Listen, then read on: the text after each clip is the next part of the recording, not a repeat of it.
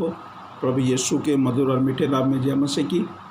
मैं pastor Ritesh Barça Chhattisgarh Dantewada जिले से और एक बार मैं प्रभु यीशु को धन्यवाद करता हूँ कि एक बार और प्रभु यीशु ने आप सबों से मिलाया और ये मेरे लिए बहुत ही अनुग्रह की बात है, खुशी की बात है। एक और मौका R727 के माध्यम से सुसमाचार सुनाने के लिए प्रभु ने मौका दिया है। और आज मेरा जो विषय है मैसेज का कि प्रार्थना की सामर्थ, द पावर ऑफ प्रेयर। तो मेरे प्रिय, सचमुच प्रभु ने ये सुंदर मौका मुझको दिया है। तो आइए हम परमेश्वर के वचन में जाएं। उससे पहले हम कुछ देर प्रार्थना में जाएंगे, फिर हम परमेश्वर के वचन में जाएंगे। Thank you Lord. आइए हम अपने आंखों को बंद करते हुए प्रभु की नाम को महिमा देंगे। हमारे उद्धारकर्ता प्रभु यीशु, हम आपको धन्यवाद धन्यवाद धन्यवाद करते हैं कि आपने हमें इस योग्य बनाया कि प्रभु हम आपके संतान कहलाएं। प्रभु यीशु नासरी, आपके मार खाने से हम चंगे हुए हैं। प्रभु यीशु नासरी, आपने हमारे लिए क्रूस पर बलिदान होकर हमें मुक्ति का मार्ग दिखाया और परमेश्वर तो हमारी सहायता करता है, मदद करता है वो मार्ग में चलने के लिए। इस समय पिता, जितने भी भाई बहन हैं, बड़े हैं, बुजुर्ग हैं, उन सबों को मैं आपके हाथ में सौंपता हूँ। और पिता परमेश्वर, आपका वचन से आप बातें करें और जितने भी लोग आपके वचन को सुनते हैं आप उनकी सहायता करें समझने के लिए और मुझे प्रचार करने के लिए प्रभु, क्योंकि वक्ता मैं नहीं परंतु वक्ता आप है प्रभु यीशु। हे पवित्र आत्मा, आप अगुवाई करें। हमारी ज़रूरतों को पूरा करने वाले प्रभु यीशु, हम आपको धन्यवाद करते हैं। हर परिस्थिति में हमारा साथ देने वाले प्रभु यीशु, हम आपको धन्यवाद करते हैं और इस सुंदर अवसर देने के लिए भी आपको धन्यवाद करते हैं। प्रभु जी, आपका प्रेम के लिए धन्यवाद। तमाम R727 के ICPM TI के जितने भी लोग हैं प्रभु, आप इनकी सहायता और मदद करो। साथ में हमारे देश में प्रभु इन दिनों में कोरोना की बीमारी है, महामारी है, उससे आप रक्षा करो और जितने भी लोग बीमारी में पाए जाते हैं वो भी यीशु में चंगाई को पाए। पिता परमेश्वर, इस समय आपका कलाम को पहला स्थान देते हुए अपने आप को, अपने मन को, अपने ओठ को, अपने शब्दों को आपके हाथ में सौंपता हूँ और पवित्र आत्मा की अगुवाई को चाहता हूँ। हमारा उद्धारकर्ता यीशु के नाम से मांगता हूँ, आमीन। मेरे प्रियो, सचमुच ये हमारे लिए बहुत मुख्य विषय है कि बाइबल कहता है कि जितने भी लोग बाइबल में थे, चाहे वो अब्राहम हो, चाहे वो मूसा हो, उन्होंने प्रभु से प्रार्थना करके हर एक काम को करने में प्रभु ने उनकी सहायता की। तो प्रभु यीशु मसीह ने भी, जब हम पढ़ते मत्ती रचित सुसमाचार उसका 6 अध्याय और उसका 9 से 15 वचन यहाँ पर जब हम पढ़ते हैं तो यहाँ प्रभु यीशु ने अपने चेलों को बहुत ही सुंदर तरीके से उनको प्रार्थना करना सिखाया। तो जब हम पढ़ते हैं 9 पद में, अब तुम इस रीति से प्रार्थना किया करो, हे हमारे पिता, तू जो स्वर्ग में है, तेरा नाम पवित्र माना जाए, तेरा राज आए और तेरी इच्छा जैसे स्वर्ग में पूरी होती है वैसे ही पृथ्वी पर भी हो। सचमुच मेरे प्रियो, यहाँ जो बातें प्रभु यीशु मसीह ने अपने चेलों को सिखाया, वो सबसे पहली बात ये है, जैसे आपका नाम बहुत पवित्र है परमेश्वर पिता, और जैसी आपकी इच्छा स्वर्ग में पूरी होती है वैसे ही पृथ्वी पर हो। सचमुच केवल प्रभु यीशु मसीह ने ये प्रार्थना हमें सिखाया, चेलों को सिखाया, ताकि हम इस बात को समझे। पहली बात, जैसी तेरी इच्छा स्वर्ग में पूरी होती है वैसे ही परमेश्वर तेरी इच्छा इस पृथ्वी पर भी पूरी हो। सचमुच मेरे प्रियो, इससे आप समझिए कि परमेश्वर हमारे जीवन में चाहता है उसकी इच्छा पूरी हो और इस रीति से प्रभु ने अपने प्रार्थना में चेलों को सिखाया। अक्सर आप देखेंगे हम लोग कोशिश करते हैं अपनी इच्छा को प्रभु को बताने के लिए, लेकिन कई बार आप इस बात को समझिए कि पिता की भी इच्छा क्या है। हालेलुया। और प्रभु यीशु ने कहा दूसरी बात, हमारी दिन भर की रोटी आज तू हमें दे, कल की चिंता मत करो, परंतु आज की रोटी तू आज हमें दे। ऐसा बोलकर प्रभु यीशु मसीह ने अपने चेलों को प्रार्थना करना सिखाया। जैसे मैंने अपने अपराधियों को क्षमा किया, वैसे ही तू ही भी मेरे अपराधों को क्षमा कर। क्यों प्रभु ने ये बात को कहा मेरे प्रियो? क्योंकि प्रभु चाहते हैं कि हम जब प्रार्थना में आए तो अपने आप को दीन करें, अपने आप को नम्र करें, अपने आप को प्रभु की अधीनता में। जब हम दूसरा इतिहास 7:14 में प्रभु ने सुलेमान राजा से ये बात कहा, यदि मेरी प्रजा के लोग जो मेरे कहलाते नम्र होकर दीन होकर वो प्रार्थना करेंगे तो मैं स्वर्ग से सुनकर उनकी प्रार्थनाओं का उत्तर को दूंगा। इसका मतलब क्या है? जब आप प्रभु में प्रार्थना में आएंगे तो अपने आप को नम्र करिए, अपने आप को दीन करिए, अपने आप को परमेश्वर की उपस्थिति में सुन कर दीजिए, पिता मैं कुछ नहीं हूँ। और हम समर्पण के साथ हमारे जीवन से प्रार्थना होना चाहिए, समर्पण के साथ, क्योंकि ये शरीर श्वास के बिना अधूरा है, तो हमारा आत्मिक जीवन जो है वो प्रार्थना के बिना अधूरा है। ये बात को आप समझिए, हमारा जो जीवन है वो प्रार्थना के बिना अधूरा है। इसीलिए हमें प्रार्थना की सामर्थ्य को, प्रार्थना की शक्ति को समझने के लिए परमेश्वर के वचन के मुताबिक आपको समझना है, सोचना है कि मैं प्रार्थना में जाऊंगी तो मैं किस रीति से प्रार्थना करूं, क्योंकि हम इस विश्व के परमेश्वर से, हमारा सारे जगत के उद्धारकर्ता मसीह से हम प्रार्थना करने जा रहे हैं। अब प्रभु यीशु ने कहा, हे पिता, जैसे तेरी इच्छा स्वर्ग में पूरी होती है वैसे ही पृथ्वी पर हो, यही उन्होंने सिखाया। दिन भर की रोटी के लिए प्रार्थना करो, यही उन्होंने सिखाया। और एक बात कहा, हमें परीक्षा में न ला बल्कि बुराई से बचा। तो आप समझिए, हमारे जीवन में परीक्षाएं आएंगे, लेकिन सहायता कौन करेगा? प्रभु यीशु मसीह अपने पवित्र आत्मा को हमारे हृदय में भेजा ताकि वो हमारी सहायता करे कि हम परीक्षा में ना पड़े। इसका मतलब है परीक्षा आएगा, लेकिन परीक्षा से निकलने के लिए कोई है जो हमारी सहायता करेगा, और वो है पवित्र आत्मा। हालेलुया, प्रभु के नाम की स्तुति हो मेरे प्रियो। सचमुच ये बात को समझिए, कैसे दाऊद के जीवन में पवित्र आत्मा ने काम किया।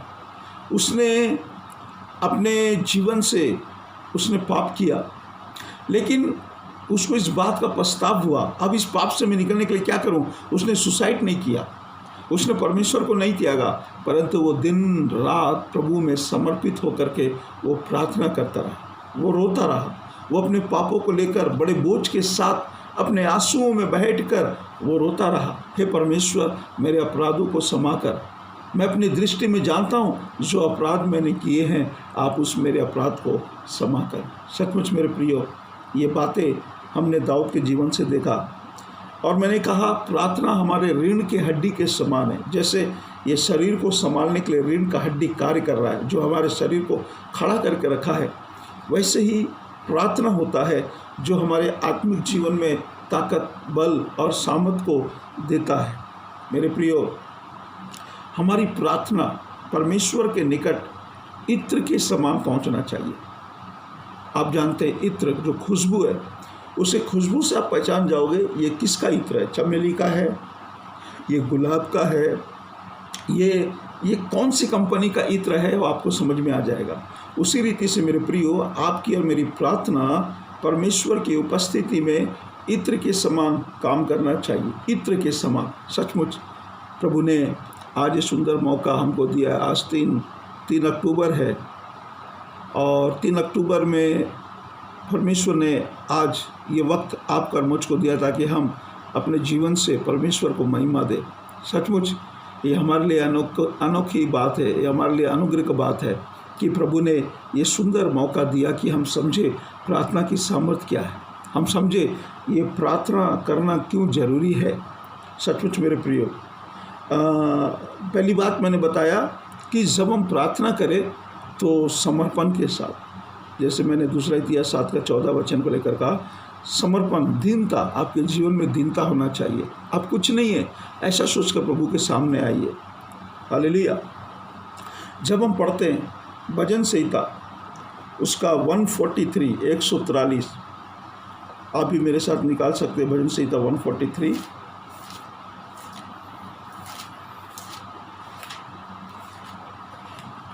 वहाँ पे 10 पद वहाँ इस प्रकार से लिखा है, मुझको यह सिखा कि मैं तेरी इच्छा कैसे पूरी करूं, क्योंकि मेरा परमेश्वर तू ही है। तेरा भला आत्मा मुझको धर्म के मार्ग में ले चले। भजन संहिता 143 उसका 10 वर्स में इस प्रकार से लिखता है। तो मेरे प्रियो, परमेश्वर से हमें प्रार्थना करना चाहिए कि हे प्रभु, मैं आपकी इच्छा को कैसे पूरा करूं। हमको अपने प्रार्थना में इस बात को रखना है कि प्रभु, मैं आपकी इच्छा को कैसे पूरा करूं। मेरे सचमुच हमें बात को समझने की ज़रूरत है।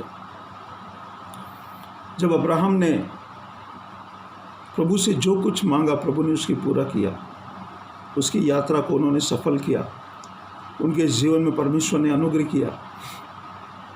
और जब प्रभु ने उससे कहा कि अब्राहम, मेरी इच्छा है कि तू अपने इकलौते पुत्र को मेरे लिए बलिदान कर,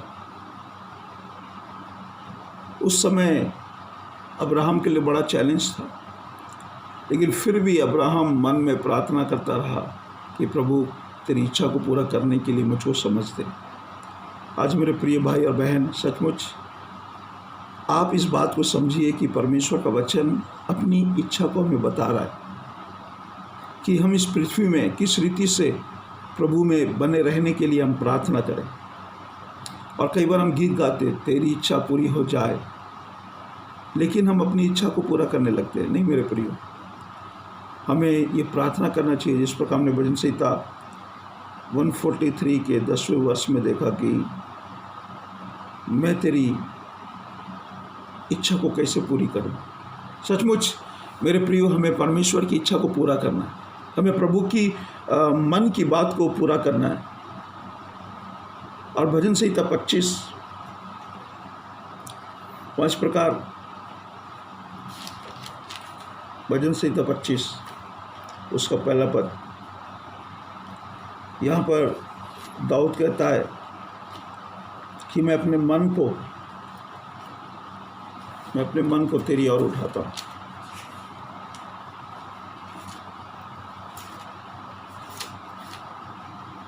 भजन संहिता 25 में लिखा है, हे यहोवा, मैं अपने मन को तेरी ओर उठाता। सचमुच मेरे प्रियो, जब हम प्रार्थना में आए तो अपने मन को स्थिर करें, अपने मन को एक ही स्थान पर रखें, अपने आप को शून्य कर दें।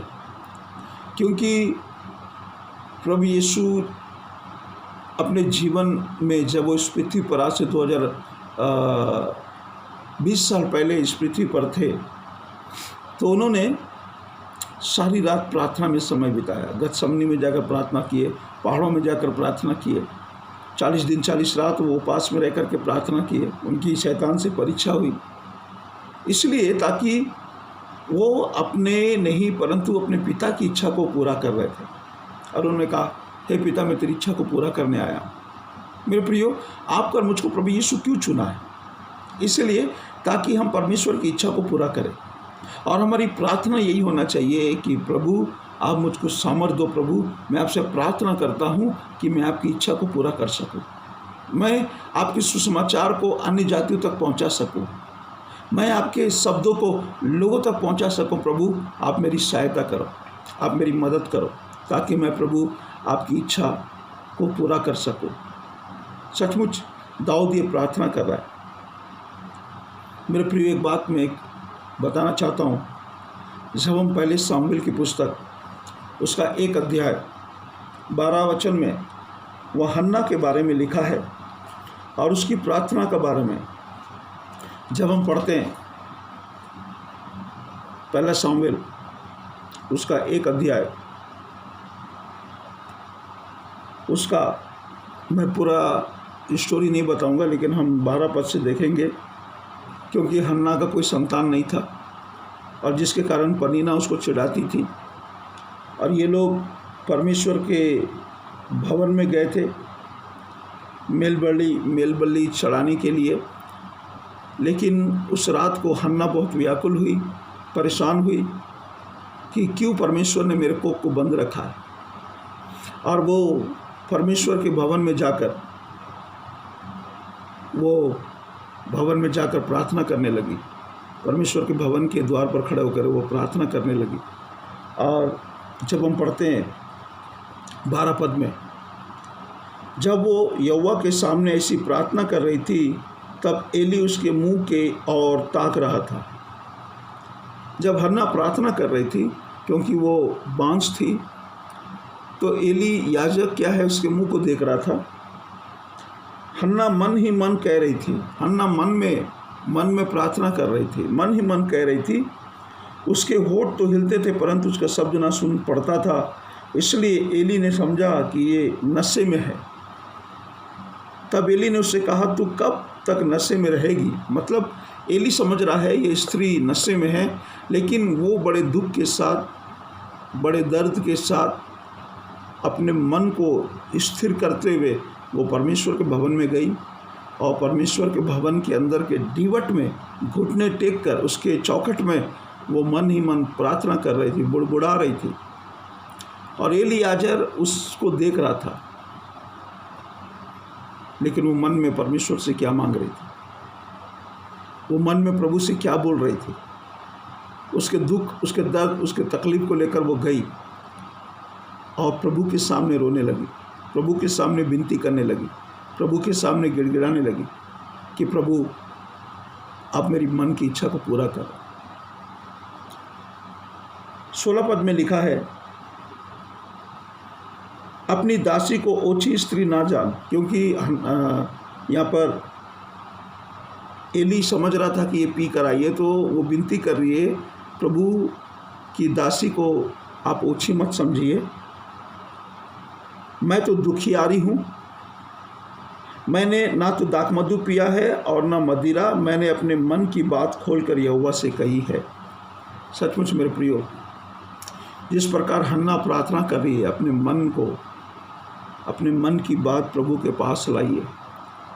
वो किसी की चिंता नहीं कर रही है। रात्रि का समय है, सब घर में, वो अकेले परमेश्वर के भवन को गई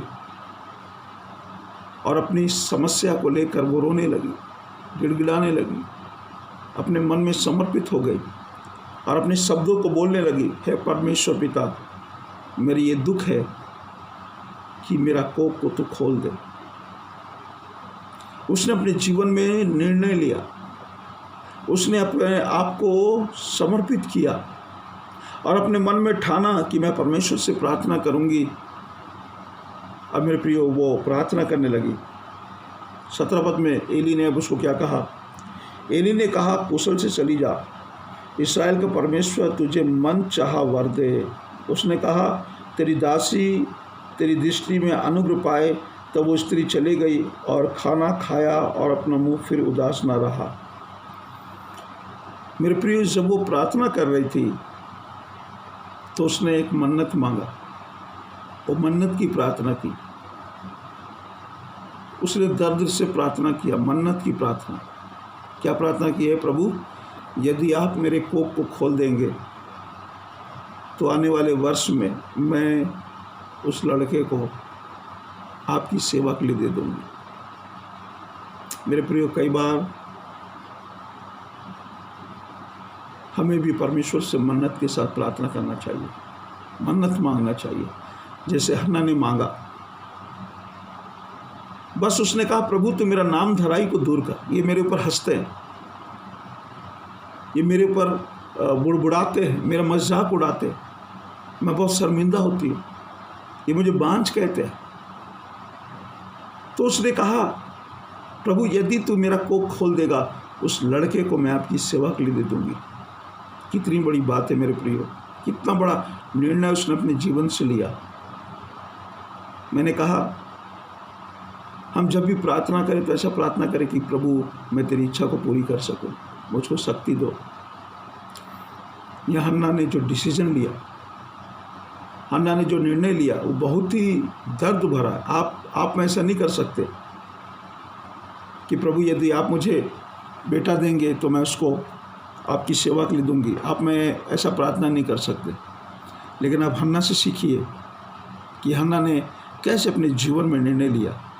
और सुनिए, उसने जो कहा परमेश्वर से, मैंने कहा परमेश्वर की प्रार्थना में, हम लोग जब प्रार्थना करते तो उसमें परमेश्वर की सामर्थ होना चाहिए। और कब प्रभु का सामर्थ होगा? जब हम सच्चे मन से नम्र और दीन होकर प्रभु के सामने आएंगे, अपने आप को नम्र करेंगे, अपने आप को दीन करेंगे, अपने आप को समर्पित करेंगे, अपने आप को परमेश्वर के सामने खाली करेंगे, अपने आप को बलिदान के रूप में प्रभु को देंगे, उसके वेदी में आएंगे, तब हमारा प्रार्थना सुगंध के समान परमेश्वर तक पहुंचेगा मेरे प्रियो। और हन्ना ने यही किया। आगे हम वचन में जाएंगे। उसने मन्नत की प्रार्थना मांगी। 19 और 20 पद को पढ़ेंगे। वे सवेरे उठ यहोवा को दंडवत करके रामा में अपने घर लौट गए, और एल्काना अपनी स्त्री हन्ना के पास गया, और यहोवा ने उसकी शुद्धि ली। आमीन।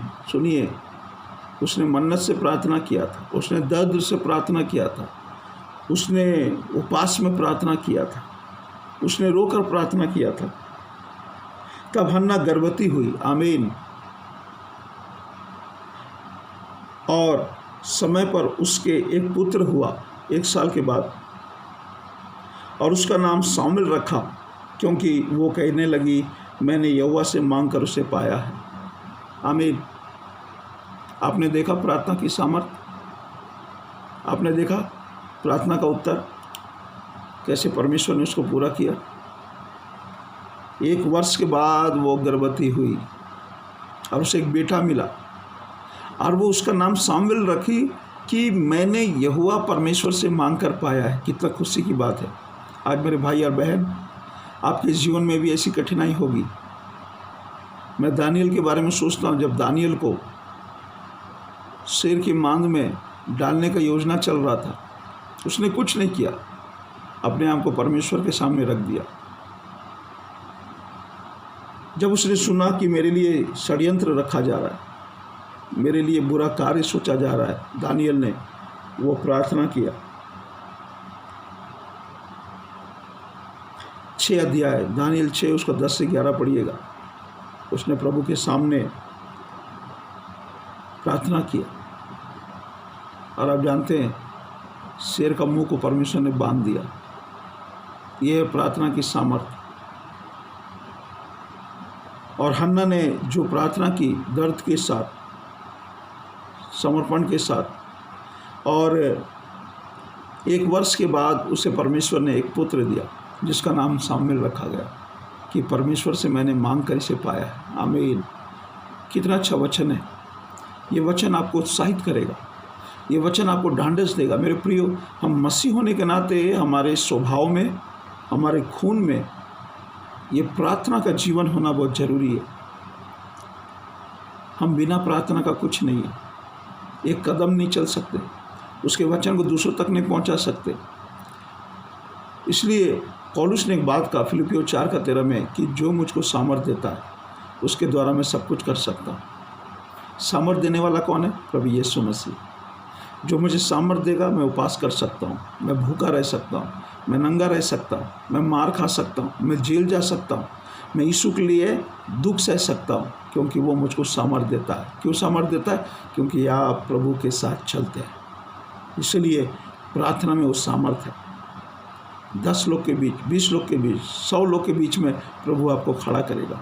अन्य जातियों के बीच में, दुश्मनों के बीच में वो आपके लिए मेज बिछाएगा। दाऊद कहता है, यहोवा मेरे लिए मेज बिछाता है। अंधकार से भरी हुई तराई में होकर चलूँ, वो मुझे शांति देता है, तसल्ली देता है। उसके सोटे, उसके लाठी से मुझे शांति मिलती है, दाऊद कहता है। इसलिए कई बार हमने वचन में सुना, हे प्रभु, हम प्रार्थना करते हैं, प्रभु, हमने वचन में भी सुना, हे प्रभु तो हमको समझ दे अपने दिन गिनने की। हमारा ये शरीर इस पृथ्वी पर डेरा सरी का है, परदेसी है हम यहाँ पर। इसलिए अपने प्रभु के साथ, अपने आत्मिक हमारे पिता के साथ हम समय बिता। तो मेरे प्रिय देखिएगा 19 और 20 पद में कि वो गर्भवती हुई, और 26, 27, 28 मैं आपके लिए पढ़ूंगा। पहला सामुएल 1 अध्याय 26, 27, 28। तब हन्ना ने कहा, हे मेरे प्रभु। अब वो उस बच्चे को दूध छुड़ाने के बाद परमेश्वर के भवन में लाई। क्यों लाई? उसका मन्नत को पूरा करने के लिए।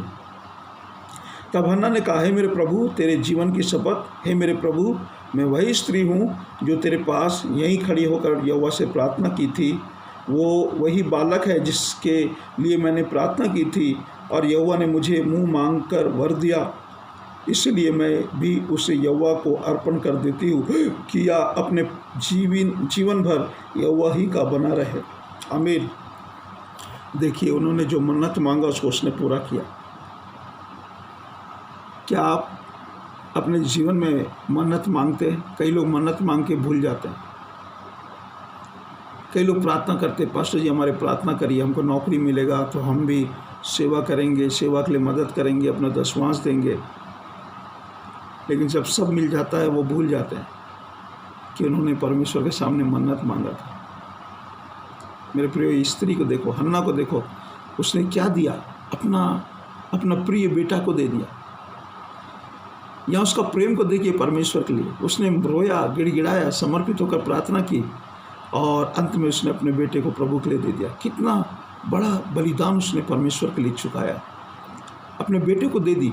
जब वो छोटा था, दूध छुड़ाया हुआ था, बोला एलियाजर को बोलती है, ये वो बेटा है जिसको मैंने उस दिन में, उस साल में, 1 साल पहले, पिछले साल में मैंने प्रार्थना की थी आपके सामने, आप यहीं पे थे और आज प्रभु ने मेरे कोख को भर दिया और आज ये बेटा मेरे पास है, इसे मैं प्रभु की सेवा के लिए देती हूँ।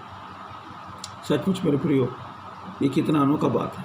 द पावर ऑफ प्रेयर, ये प्रार्थना में सामर्थ्य है। दानियल ने प्रभु के सामने प्रार्थना किया जब दानियल के जीवन में समस्या था। सोचिए, आपको पता चलेगा कि कल आपको मौत के घाट उतारने वाले हैं, आप क्या करोगे? किसको फ़ोन लगाओगे? लेकिन दानियल ने क्या किया? अपने आप को प्रभु के सामने रख दिया। उसने प्रार्थना की। मूसा ने अपने आप को प्रभु के सामने रख दिया। जब लाल समुंदर था, पीछे फिरौन की सेना थी और ये इस्राएली लोग उसको चिल्ला रहे थे, कुड़कुड़ा रहे थे, बुड़बुड़ा रहे थे, उसके विरोध में बोल रहे थे, हमको यहाँ मरने के लिए लाया। तब मूसा ने क्या किया? यहोवा परमेश्वर से प्रार्थना किया। उसने रोया, उसने गिड़गिड़ाया, हे पिता मेरी तू सहायता कर। प्रभु ने उसकी सहायता की क्योंकि मूसा परमेश्वर की इच्छा के मुताबिक चल रहा था। आज भी मेरे प्रिय भाई और बहन, आपको भी ये बात समझना है कि मुझे प्रभु यीशु के मार्ग पर चलना है, मुझे प्रभु यीशु की इच्छा को पूरा करना है, क्योंकि वही है जो आपके मनोरथों को पूरा करेगा, वही है जो आपको सामर्थ देगा, वही है जो आपकी अगुवाई करेगा, आपके परिवार को संभालेगा, आपकी कलीसिया को संभालेगा, आपके बिजनेस को संभालेगा, आपके जॉब को संभालेगा। लेकिन सबसे पहला उद्देश्य ये होना चाहिए कि मैं अपना जीवन प्रभु के हाथ में दूंगा, क्योंकि वो मुझको संभालेगा। दाऊद राजा होने के बाद भी इस बात को स्मरण रखा कि यहोवा मेरा चरवाहा है, मुझे कोई घटी न होगी। मेरे प्रियो, प्रभु यीशु आपका चरवाहा है, पवित्र आत्मा आपका चरवाहा है, परमेश्वर आपका चरवाहा है। वो आपकी ज़रूरतों को पूरा करेगा जब तक आप इस परदेसी हो, इस संसार में। वो आपकी इच्छा को जानता है। वो कहा, तुम्हारा मन व्याकुल ना हो, मैं तुम्हारे लिए स्वर्ग में जगह तैयार कर रहा हूँ। मेरे प्रियो, ये कितना खुशी की बात है। प्रभु आप सबों को आशीष दें, आप सबके जीवन में अनुग्रह करें।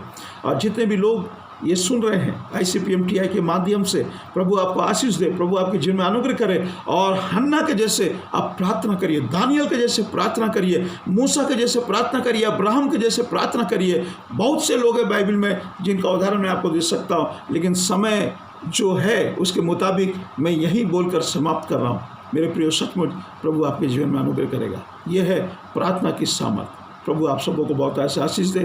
और तमाम श्रोताएं जो आज इस वचन को सुने हैं, परमेश्वर आज इस वचन को आपके हृदय में बात करे, आपके घर में, आपके परिवार में प्रभु की शांति आए। हे हमारे पिता, तू जो स्वर्ग में है, जैसे तेरी इच्छा स्वर्ग पूरी होती है, वैसे ही प्रभु मैं अपने जीवन से आपकी इच्छा को पूरा करूँगा। मेरी दिन भर की रोटी प्रभु आप दीजिए, उसमें मुझे शांति मिलेगी। मुझे परीक्षा में ना ला, बल्कि हर बुराई से बचाइए। जैसे मैंने अपने अपराधों को क्षमा किया, प्रभु आप भी मेरे अपराधों को क्षमा करें। ये बात सिर्फ बोलने के लिए नहीं, तोता रखने के लिए नहीं, लेकिन सच में आपके दिल, आपका दिमाग सोचना चाहिए। इसलिए फिलिपियों में लिखा है 4 में कि जब भी तुम प्रभु के सामने आते हो तो अपनी प्रार्थना का विनती निवेदन लेकर के आया करो। सच में प्रभु इस वचन के द्वारा आप सबको आशीष दे। सबको जय मसीह की। प्रभु का अनुग्रह, प्रभु की दया, प्रभु की कृपा आप सबों के ऊपर होती रहे। मैं धन्यवाद करता हूँ, सारा आदर प्रभु यीशु को देता हूँ। धन्यवाद। जय मसीह की।